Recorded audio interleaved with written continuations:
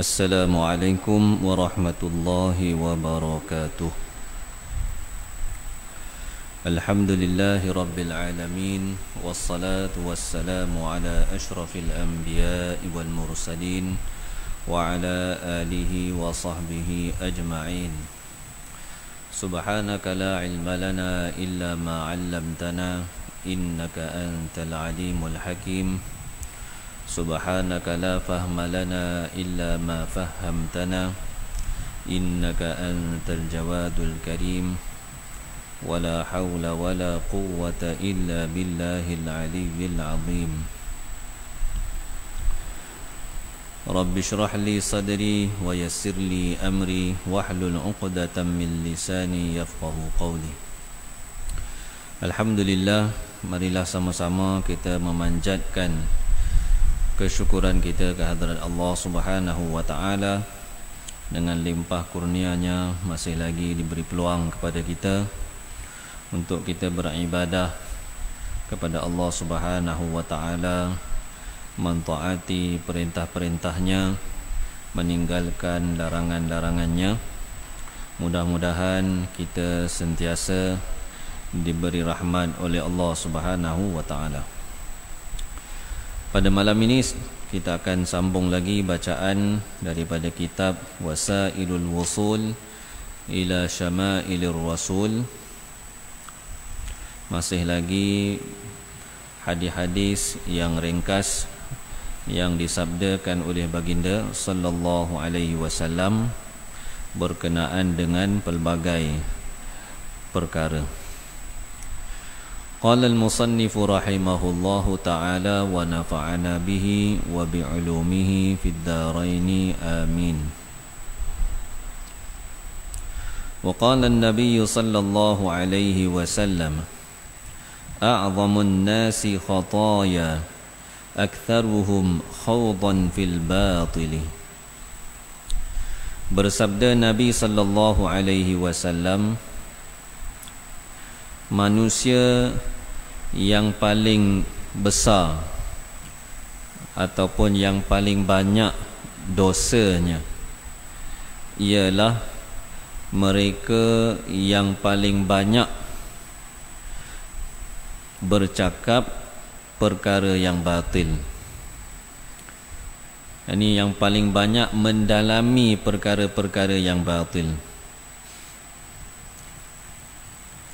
Ini orang yang Nabi sallallahu alaihi wasallam kata orang yang akan mendapat dosa paling banyak.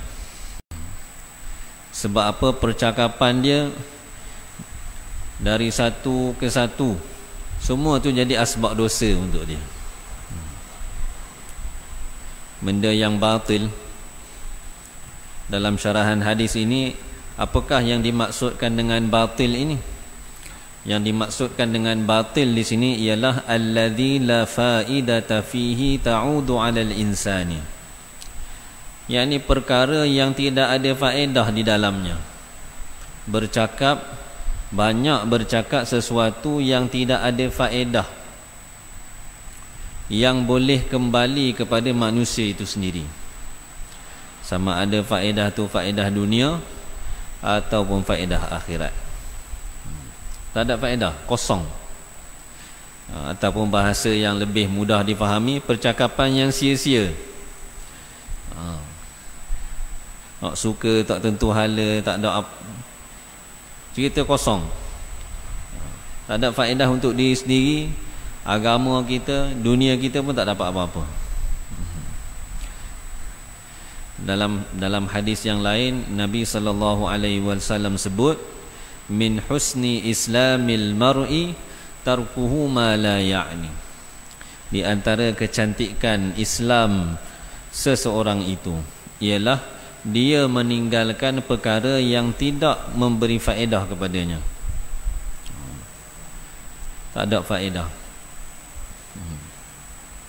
Sebab masa yang Allah Ta'ala kurniakan kepada kita ni, masa ni adalah masa yang sangat-sangat berharga. Masa yang sangat berharga. Dalam hadis ada dinyatakan bahawa ahli syurga di akhirat nanti tidak akan menyesal, melainkan masa-masa dia yang berlalu di atas dunia ini tanpa mengingat Allah Subhanahu wa taala, tanpa berzikir pada Allah Subhanahu wa taala. Masa itu disesali walaupun dah masuk syurga. Mafhum hadis. Jadi apatah lagi orang yang habiskan masa dia dengan perkara yang tak ada faedah. Kita tak boleh nak bayang lah. Bila Nabi kata hak paling besar, paling banyak, maknanya tak ada dah hak lebih banyak daripada tu. Tidak ada dah hak lebih besar daripada tu. Maka sayugia manusia ini, kita ni hamba Allah Subhanahu wa taala, jaga masa kita daripada kita sibuk dengan benda-benda yang tidak ada faedah. Peringatan untuk diri saya sendirilah. Zaman sekarang ni lagi mudah kita nak terjebak dengan benda-benda yang sia-sia ni. Benda duduk tangan.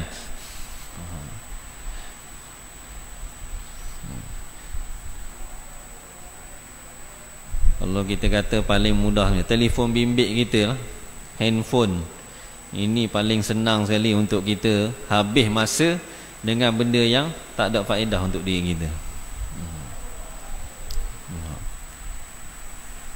Kalau zaman dulu orang tak ada apa-apa ni, tak ada mikir nak cari tu, nak cari ni, tak ada. Ingat telefon bimbit keluar dalam awal tahun 2000. Telefon tu tak ada boleh telefon je. Masuk tahun 2008 dia keluar smartphone. Dia panggil telefon pintar.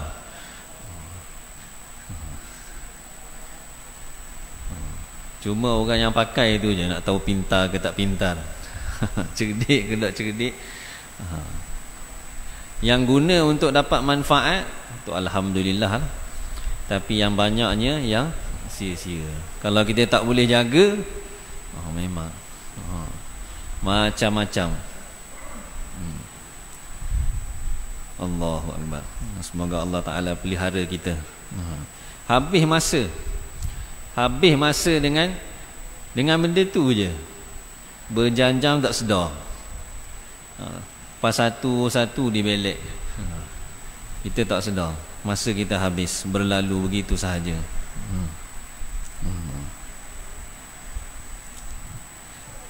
Pelajar-pelajar saya di madrasah, kalau zaman saya mengaji dulu, kita tak ada benda-benda gini. Sekarang ni ada telefon. Antara peraturan di madrasah, tak boleh bawa telefon bimbit. Kalau pergi daripada telefon hak lama tu, tak ada siapa pun nak bawa, sekadar boleh telefon je. Nak bawanya telefon, hak telefon cerdik ni, InsyaAllah habis masa. Jadi peringatan untuk diri saya sendiri, supaya kita ni menjaga masa kita, supaya kita tidak banyak terlibat dengan perkara yang sia-sia.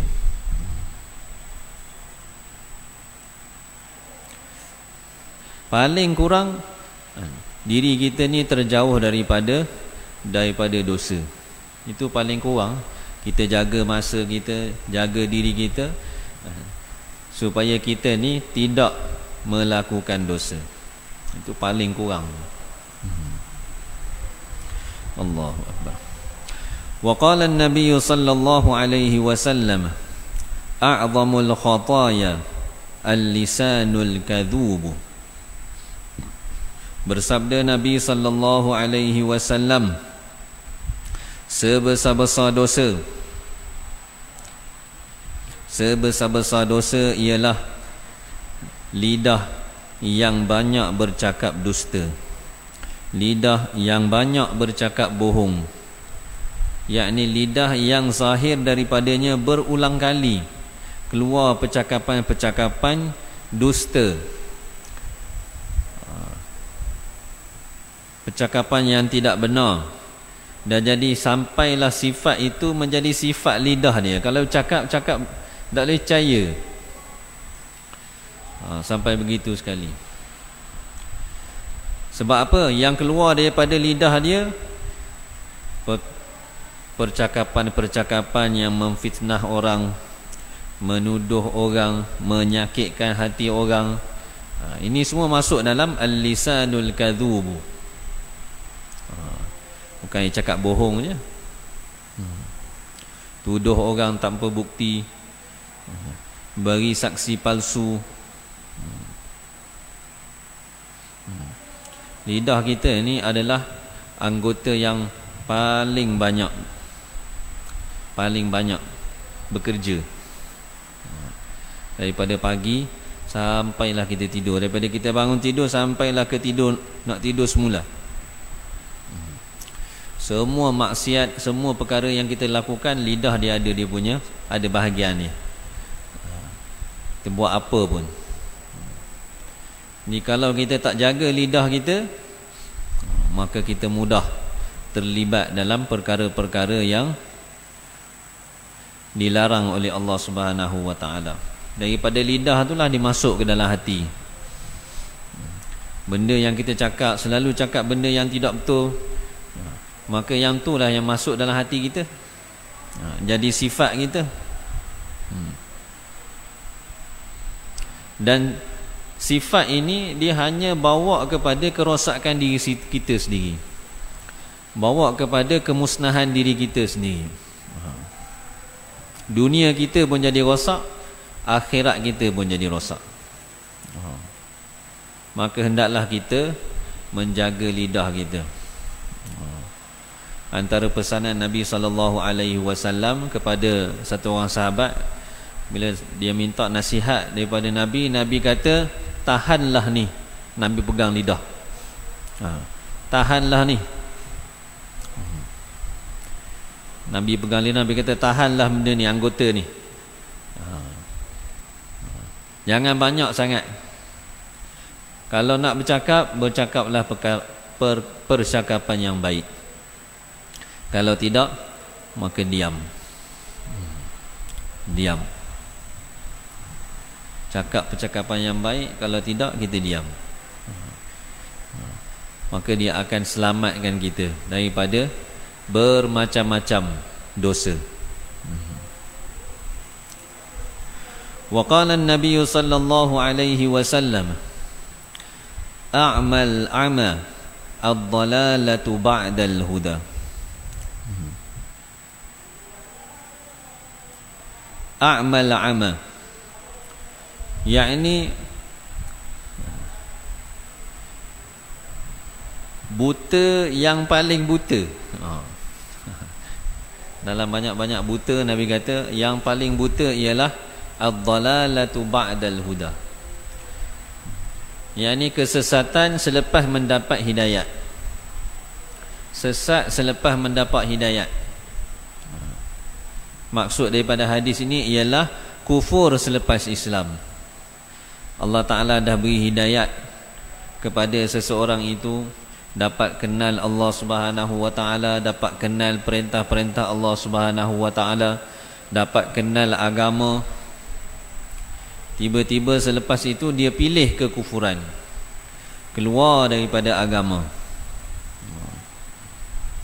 Maka ini Nabi kata a'mal 'ama. Orang yang tak beriman ni, Allah Ta'ala sifatkan mereka ni orang yang buta mata hatinya.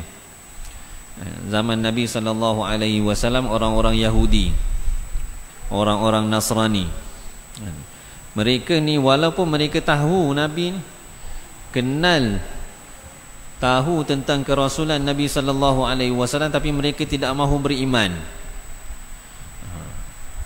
Sebab apa? Buta mata hati tu. Walaupun dah bermacam-macam petunjuk yang Allah Ta'ala zahirkan di hadapan mereka, tapi mereka tetap tidak beriman. Sebab apa? Dah tertutup dah, tak nampak.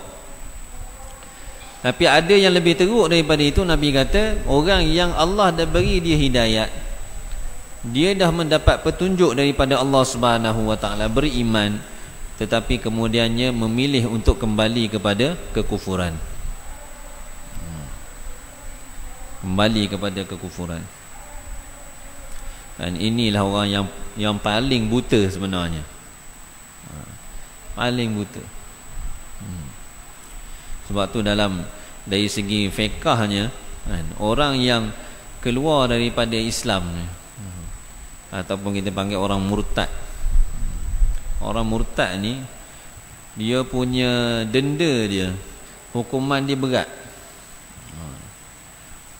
Orang yang belum beriman, belum Islam, bila dia masuk Islam, walaupun setelah dia baligh, dia tak kena dah nak kena qada solat dia, kena qada puasa.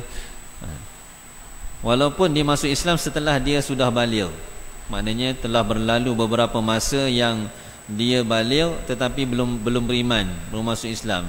Selepas daripada itu beberapa tahun dia masuk Islam, beriman pada Allah, dia tak kena qada,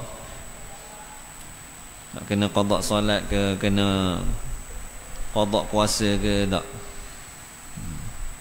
Tapi orang yang murtad dikira semua. Dia dah beriman, kemudian murtad, kemudian dia beriman semula, zaman murtad dia tu dikira semua. Oh, banyak solat yang ditinggal, berapa banyak puasa, itu sebagai hukuman atas dia. Berat sikit.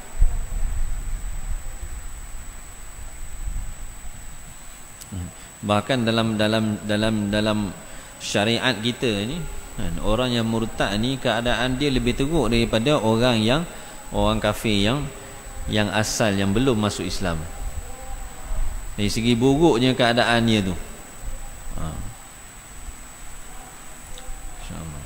Sebab tu Nabi kata, orang yang paling buta, buta yang paling tinggi sekali, paling besar sekali, ialah kesesatan selepas mendapat petunjuk. Semoga Allah pelihara kita semua. Wa qala an-nabiy sallallahu alaihi wasallam, i'mal liwajhin wahidin yakfikal wujuha kullaha. Dan bersabda baginda sallallahu alaihi wasallam, buatlah amal, hendaklah kamu melakukan amal liwajhin wahidin, kerana satu sebab saja.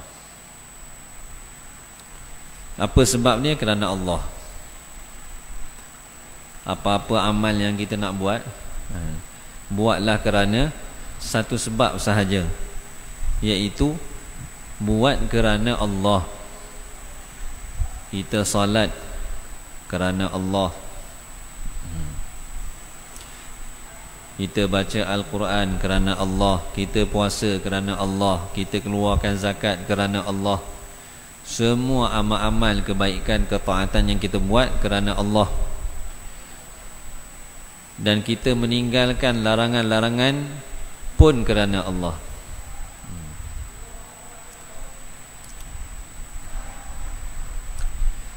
Apa hasilnya? Nescaya ia akan mencukupkan kepada kamu segala keperluan ataupun perkara-perkara yang penting dalam kehidupan kamu dan juga selepas mati kamu. Hasil daripada kita buat amalan kerana Allah, hasil dia akan menyebabkan semua keperluan kita, perkara-perkara yang penting untuk diri kita di kehidupan dunia, perkara-perkara yang penting untuk kita di kehidupan akhirat, jadi sempurna, jadi cukup.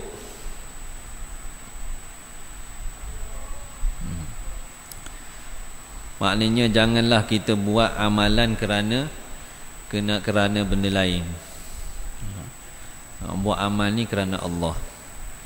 Sebab tu dalam setiap amal, lafaz niat dia kita ada tambah di belakang tu, lillahi ta'ala. Kita nak solat, usalli fardal maghribi 3 raka'atin adaan ma'muman lillahi ta'ala. Disunatkan tambah lillahi ta'ala. Tujuan dia tu untuk apa?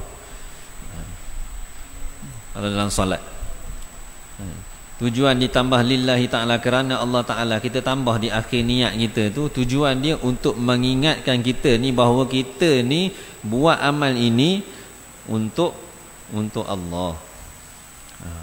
Bila sebut tu dia mari ya. Waktu ulama sebut cara untuk kita dah hadirkan hati kita supaya kita ni sedar yang kita buat amal ni kerana Allah. Kita buat amal ni kerana Allah, kita kena cek hati kita. Pada permulaan amal tu, masa kalau semayang tu, masa takbir tu, masa tu dah sebut dah lillahi ta'ala, kerana Allah Ta'ala. Kita nak buat amal ni kerana Allah. Dengan hadirkan hati kita lah. Di tengah-tengah amal pun kita periksa lagi hati kita. Kita buat amal ni kerana siapa? Sebab kadang-kadang pada awal tu betul dah kita niat lillahi ta'ala, nak buat kerana Allah ni. Dah mari beberapa minit, dia lari pula, ingat benda lain, rasa lain pula, rasa nak tunjuk ke orang pula. Kita betulkan semula hati kita, saya buat ni kerana Allah, bukan kerana siapa-siapa.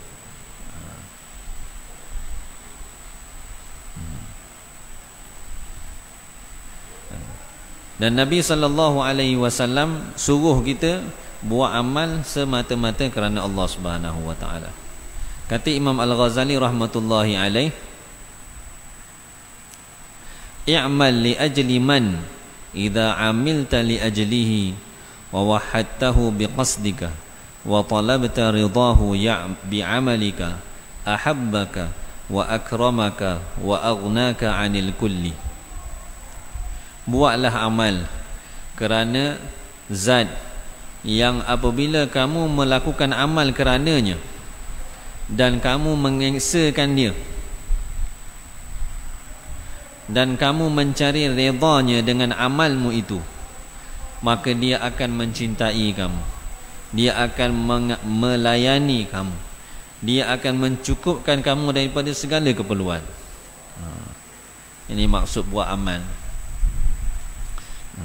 Kalau kita buat amal kerana orang lain, kerana sesiapa ataupun kerana sesuatu selain daripada Allah, dia sedikit pun tak boleh selesaikan apa-apa masalah kita, apa-apa keperluan kita. Sebabnya yang dapat selesaikan segala masalah, segala keperluan kita hanya Allah Subhanahu.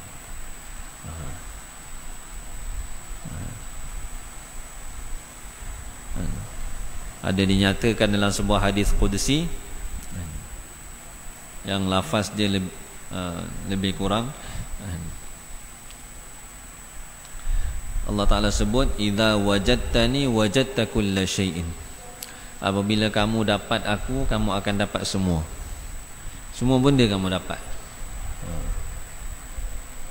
Bila hati kita ni hanya ada Allah, buat apa-apa saja kerana Allah, Allah Ta'ala akan sempurnakan segala keperluan kita. Wala tusyrik bi'ibadatihi 'abdan haqiran mahinan la yughni 'anka syai'an. Janganlah engkau sekutukan dalam beribadah kepada Allah Subhanahu wa taala seseorang hamba yang hina, yang tidak dapat mencukupkan apa-apa pun untuk kamu.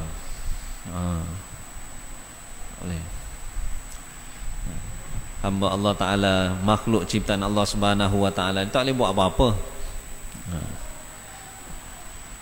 Tapi Allah Subhanahu wa taala, lagi banyak kita minta dengan dia, lagi banyak diberi pada kita. Dan lagi dia suka pada kita, lagi dia sayang pada kita. Dia tak macam makhluk, lagi banyak kita minta, lagi tak suka dia pada kita. Kali pertama okey lagi, kali kedua dia buat muka lain dah. Kali ketiga dia tak buka pintu tu, tak terima dah. Tapi Allah Subhanahu wa taala, lagi banyak hamba dia minta pada Allah, lagi banyak hamba dia mengharap pada dia, lagi dia suka. Maka kerana itu kita perlu sentiasa perbetulkan niat kita dalam setiap amal. Setiap kali kita buat amal, kita kena betulkan niat kita. Dan di antara tipu daya syaitan ialah dia memisahkan amalan kita, mengeluarkan daripada amal kita, amalan yang kita buat ni sifat ikhlas. Ini cara paling mudah sekali syaitan nak rosakkan amalan kita. Dia pisahkan amalan kita ni daripada sifat ikhlas. Habis tak ada apa.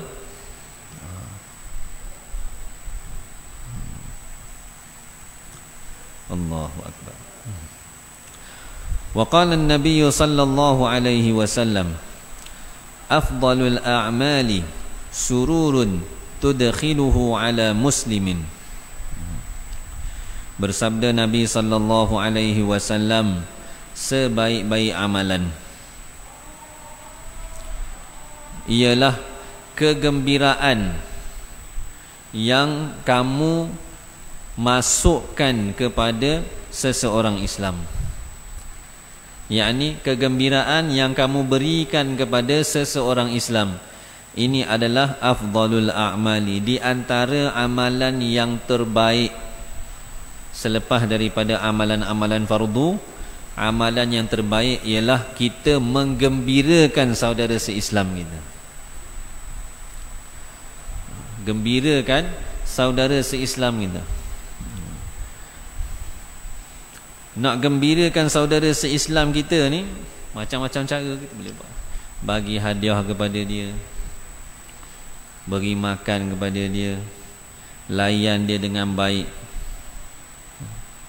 yang menyebabkan dia jadi gembira dengan kita, suka dengan kita. Tengok kita lapang hati dia, tenang hati dia. Masya-Allah. Ini antara kebaikan yang besar, amalan yang terbaik. Kalau dia susah kita tolong, ambil tahu keadaan dia. Kalau dia sakit kita datang ziarah.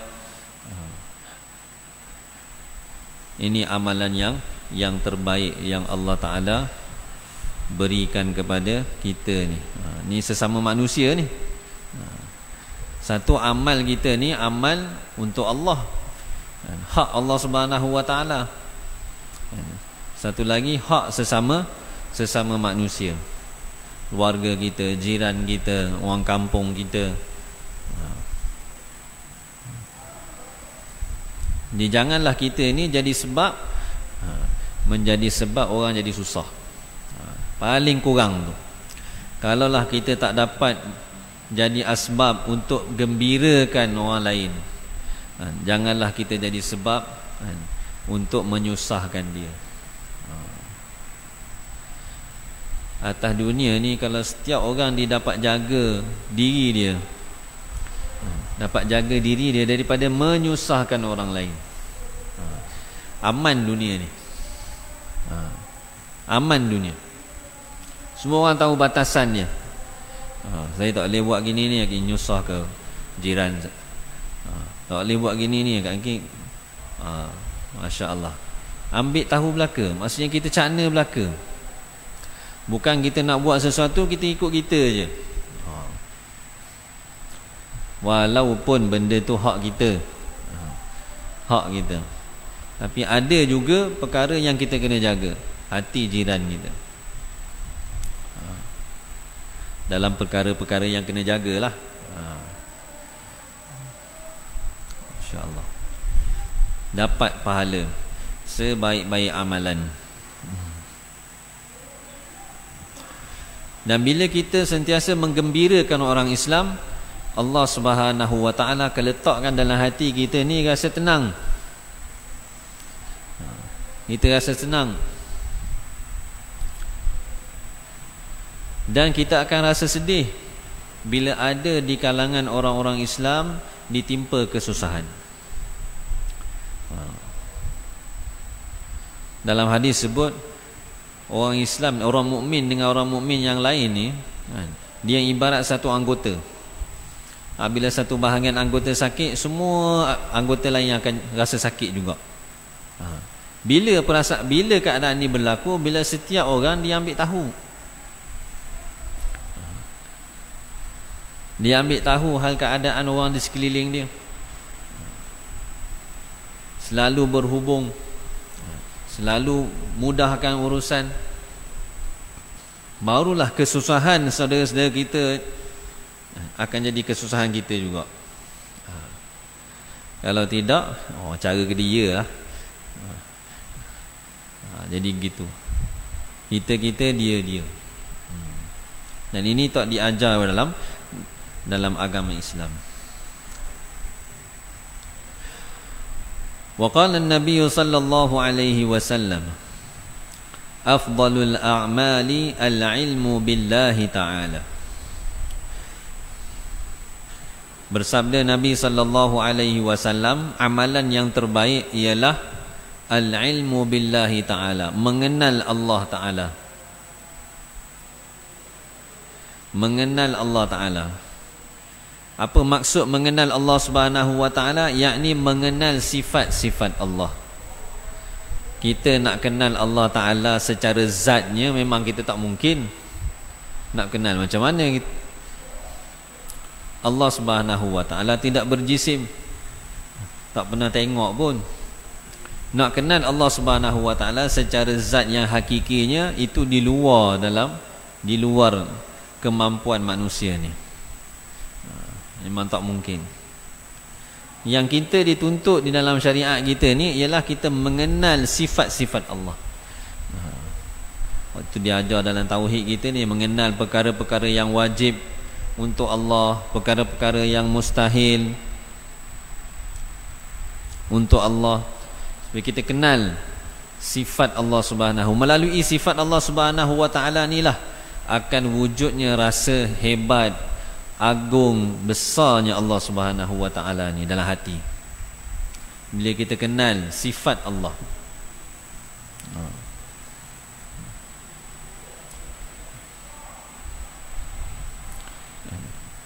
Macam-macam sifat-sifat Allah. Setiap nama-nama Allah merujuk kepada sifat-sifat Allah Subhanahu wa Ta'ala.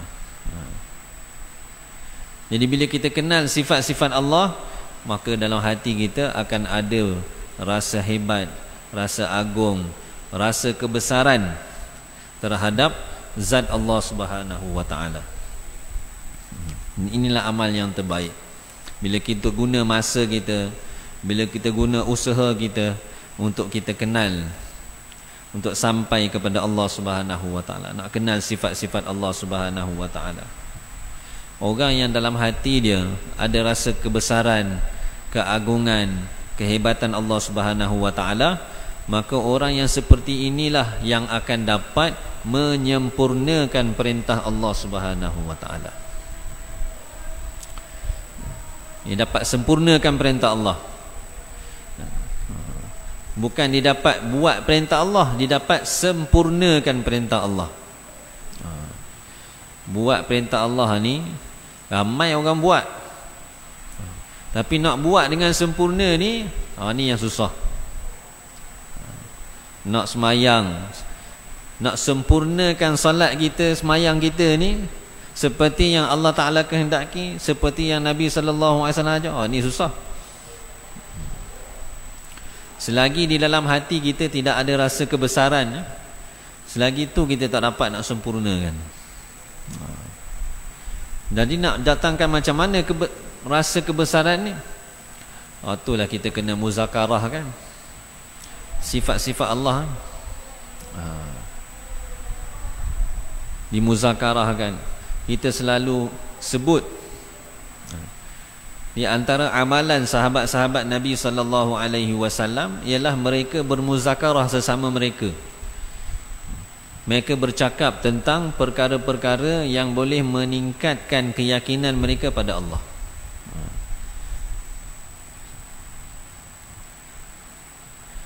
Dia pergi jumpa sahabat, dia kata, mari kita duduk sekejap, kita beriman seketika. Beriman seketika. Dimuzakarahkan sifat-sifat Allah Subhanahu wa Ta'ala. Dengan muzakarah ini dia akan wujudkan. Sebab benda yang kita cakap sokmo, benda itulah dimasuk dalam hati kita. Itu kaedah biasa ni.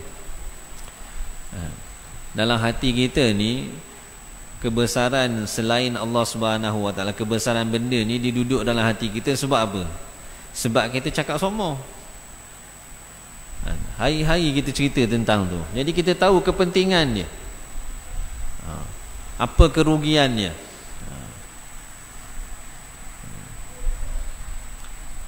Tapi sifat-sifat Allah Subhanahu Wa Taala ni kita kurang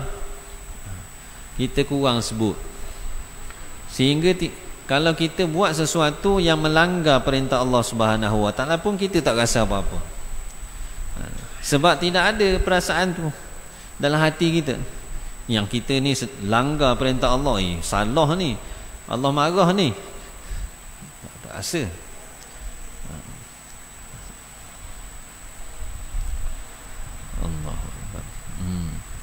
Maka di antara tuntutan terhadap kita semua ialah kita belajar kenal sifat-sifat Allah Subhanahu Wa Taala.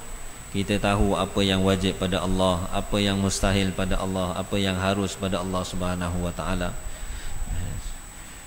Nama-nama Allah Subhanahu Wa Taala, sifat-sifat Allah Subhanahu Wa Taala yang lain, sehingga datang dalam hati kita ini kebesaran, keagungan, kehebatan Allah Subhanahu Wa Taala. Maka kita akan dapat ganjaran afdalul a'mali, amalan yang terbaik. Dapat ganjaran amalan yang terbaik.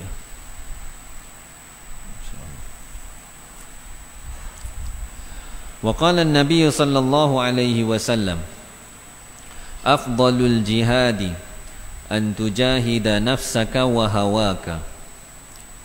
Bersabda Nabi sallallahu alaihi wasallam, sebaik-baik jihad,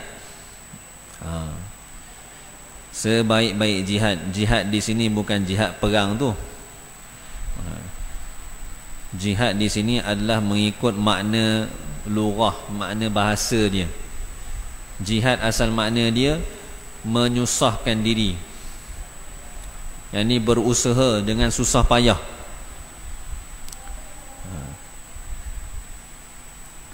Yang ni sebaik-baik usaha ataupun susah payah kita ialah antujahida nafsaka wa hawaka, bahawa kamu bersusah payah melawan nafsu kamu dan keinginan.